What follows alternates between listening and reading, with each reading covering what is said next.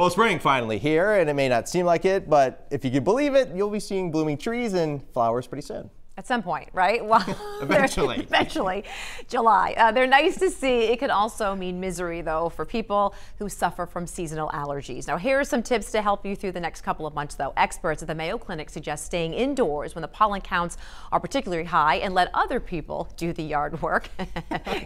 Lindsay's telling you that, Clay. Thank goodness I own a condo. Right? Well, it may be tempting to have the windows open. You're better off running the air conditioner instead, and make sure you change your air filters. Experts also suggest you shower in the evening so you can help keep that yellow stuff, that gunk, that pollen out of your bed.